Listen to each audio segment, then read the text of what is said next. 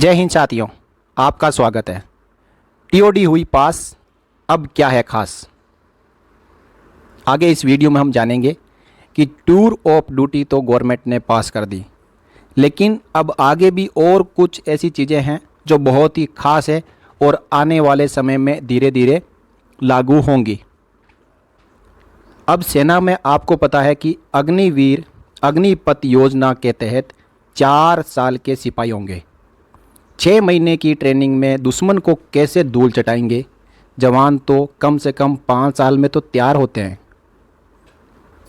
भारत के रक्षा मंत्रालय ने 2017 में बताया था कि हमारी आर्मी में लगभग 12.5 लाख, एयरफोर्स में 1.5 लाख और नेवी में लगभग 85,000 जवान हैं। सेना में अभी जो जवान रिक्रूट होते हैं उन्हें 42 हफ्तों की ट्रेनिंग दी जाती है। वास्तव में 5 से 6 साल की ड्यूटी के बाद जवान यूनिट का हिस्सा बन पाते हैं। उन्हें मालूम होता है कि अब सेना ही उनका घर है, इसलिए उनका जज्बा और डेडिकेशन बहुत ही हाई लेवल का होता है। सेना के रिटायर्ड अफसर कहते हैं कि लगभग 1.5 लाख करोड़ रुपए का पेंशन बिल बचाने के लिए अग्निपथ स्कीम को लाया गया है। इससे हमारी डिफेंस की ताकत कम होगी। साथियों, आपको मैं लगभग 2 साल पीछे ले जाऊंगा। 15वें वित्त आयोग की रिपोर्ट आई थी। उसमें ये सुझाव दिया गया था कि रक्षा और आर्मर्ड फोर्सेस का जो पेंशन बिल है उसमें कटौती की जाए। तो उसके लिए आपने देखा होगा कि डिपार्टमेंट ऑफ मिलिट्री अफेयर से तत्कालीन सीडीएस जनरल बिपिन रावत के ऑफिस से एक लेटर जारी हुआ था, जिसमें रिटायरमेंट एज को बढ़ाने के लिए और पेंशन की कटौती करने का प्रावधान और सुझाव दिया गया था। वो लेटर इतना वायरल हो गया था कि उसके ऊपर कुछ समय के लिए रोक लगानी पड़ी, और ये रोक हमारे बीच में जनरल बिपिन रावत साहब के ना रहने के कारण और बढ़ गई। लेकिन जिन जंगल, पहाड़ों और हाई एल्टीट्यूड में अभी हमारे जवान दुश्मनों को धूल चटाते हैं, वहाँ 4 साल के लिए रिक्रूट होने वाले ये जवान कैसे काम कर पाएंगे। टूर ऑफ ड्यूटी में शामिल होने वाले जवानों के टेक्नो फ्रेंडली होने की बात कही जा रही है, लेकिन इन जगहों पर टेक्नोलॉजी नहीं बल्कि जज्बात और स्पेशलाइजेशन की ज़रूरत होती है, जो पूरे डेडिकेशन और प्रॉपर ट्रेनिंग से ही आ पाती है।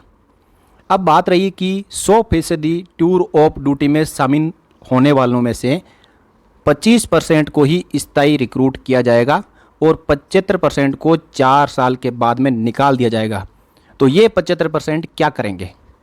सरकार रिक्रूटमेंट का बेस नहीं बदल रही है, मतलब जो रिक्रूटमेंट का क्राइटेरिया वो सेम ही रहेगा, सिर्फ सर्विस की टर्म्स बदली गई है। मतलब लोग तो वही आएंगे जो अभी तक आ रहे थे। फ़र्क सिर्फ ये आएगा कि अभी वो 15, 17 साल, 20 साल नौकरी कर रहे हैं, अब उसकी जगह 4 साल ही नौकरी कर पाएंगे। उसमें 25% को अगले 15 सालों तक और नौकरी का मौका मिलेगा। लेकिन जिन 75% को निकाला जाएगा, वो निकलने के बाद क्या करेंगे? विदेशों में ऐसा कहा जाता है कि इजराइल की पॉपुलेशन दिल्ली से भी कम है। वहाँ सर्वाइवल का सवाल है, हर किसी को सेना में जाना कंपलसरी है। और अमेरिका में तो हालात ऐसे हैं कि रिक्रूटमेंट अफसर घर घर जाकर कहते हैं कि सेना में आइए, यानी लड़कों को ऑफ़र देते हैं, क्योंकि वहाँ के लोगों की लग्जरी की आदत है और सेना में कोई जाना नहीं चाहता। लेकिन हमारे देश में हालात ऐसे नहीं है। हमारे यहाँ 4 साल पहले से लड़के सेना में जाने की तैयारी शुरू कर देते हैं, क्योंकि वे जानते हैं कि एक बार सेना में चले गए तो पूरा परिवार सिक्योर हो जाएगा। लेकिन अब 4 साल की नौकरी के लिए कोई 4 साल पहले से तैयारी क्यों करेगा? वहीं कुछ एक रिटायर्ड अफसरों का कहना है कि सरकार की ये कवायद सेना को यंग करने के लिए है। जवान अधिकतम 25 साल की सेना में रहेगा। इससे सेना हमेशा यंग बनी रहेगी। नए लड़के नए टेक्नोलॉजी फ्रेंडली के साथ में आएंगे तो इसका फ़ायदा होगा और सरकार का पेंशन और सैलरी का खर्चा भी बचेगा। सेना के लिए कुछ चैलेंजेस तो रहेंगे, लेकिन ट्रेनिंग कम समय में भी करवाई जा सकती है। दूसरे देशों में अनिवार्य तौर पर भर्ती की जाती है। ऐसे में जवान मोटिवेटेड नहीं होते हैं, जबकि हमारे देश में ये फ़ायदा है कि हमें मोटिवेटेड जवान ही मिलेंगे। अब साथियों, अग्निपथ योजना से सेना का ढांचा तो बिगड़ ही जाएगा, लेकिन कोई भी नई चीज़ जब आती है तो उसके बारे में तब तक पता नहीं चलता जब तक वो ज़मीन स्तर पर लागू नहीं हो जाती है। इस योजना को बनाने वाली टीम को जो उनको मसौदे बताए थे, उन्हीं के अनुसार ये योजना लागू तो हो चुकी है, लेकिन आगे हम देखेंगे कि इसमें धरातल पर जब लागू होकर सैनिक आएंगे और उनकी जो मानसिकता 4 साल की नौकरी के अनुसार रहेगी, तो वो किस प्रकार अपना सेना को बेस्ट दे पाएंगे। हालांकि इसमें बातें तो बहुत की गई कि पैकेज मिलेगा, सेवानिधि मिलेगी, मंथली 20 से 30 हज़ार रुपये सैलरी मिलेगी, लेकिन ये चीज़ समझ लेना चाहिए, ये चीज़ उन सैनिकों को भी समझ लेना चाहिए जो अभी सेवारत है, और ये चीज़ एक्स सर्विसमैन्स को भी समझ लेना चाहिए कि पूरा का पूरा मुद्दा जो रक्षा खर्च है, जो पेंशन खर्च है, उसमें कटौती करने का है। अब साथियों, इसके साथ साथ में कुछ एक अधिकारियों द्वारा ये भी कयास लगाए जा रहे हैं कि ये जो सैनिक 4 साल में आएंगे तो 4 साल में वो क्या क्या कर पाएंगे। ट्रेनिंग उनकी 1 साल की हो गई, छुट्टी उनकी 1 साल की हो गई, अब 2 साल बचे। वो 2 साल में फील्ड में टेन्योर पूरा करेंगे या पीस में करेंगे। और वैसे ही सेना से जब कोई जवान रिटायरमेंट के लिए आता है तो वो अपने अंतिम के 6 से 7 महीने अपने आने की तैयारी में लगा देता है। लेकिन जैसे ही टूर ऑफ ड्यूटी लागू हुई, हमारे सेना में जाने की तैयारी कर रहे जवान जो इतने मोटिवेटेड थे, जो अकेडमियों में जाके तैयारी कर रहे थे, जो घर पे तैयारी कर रहे थे, जो 2-3 सालों से लगातार तैयारी कर रहे थे, कुछ एक युवा तो तैयारी करते करते ओवर एज भी हो चुके थे, उनकी जो एज है वो 21 साल से ऊपर निकल चुकी थी, फिर भी वो इस उम्मीद में थे कि सरकार उनके लिए एक बार एज रिलैक्सेशन देते हुए सेना में भर्ती ज़रूर निकालेगी। लेकिन ये तो निकली नहीं। इसके साथ साथ में एक और बड़ा झटका इन नौजवानों को दिया कि जो भी भर्ती प्रक्रियाएं जो प्रोसेस में थी, उनके ऊपर भी रोक लगा दी। तो साथियों, जैसे ही ये खबर नौजवानों ने सुनी तो नौजवान अग्निपथ पर नहीं, अग्नि सड़कों पे आ गए। उन्होंने आगजनी शुरू कर दी। आज पूरे देश के हर क्षेत्र में पूरे युवा सड़कों पे है और वो अपनी मांग कर रहे हैं कि जो भर्ती प्रक्रियाएं इन प्रोसेस में थी उनको कंप्लीट किया जाए। जैसे एयरफोर्स की भर्ती प्रक्रिया थी, आर्मी का कॉमन एंट्रेंस एग्ज़ाम होना था, इसी प्रकार एयरफोर्स की भी भर्ती प्रक्रियाएं, नेवी की भर्ती प्रक्रियाएं जो इन प्रोसेस में थी, उनको पूरा करने की मांग देश के तमाम युवाओं द्वारा की जा रही है।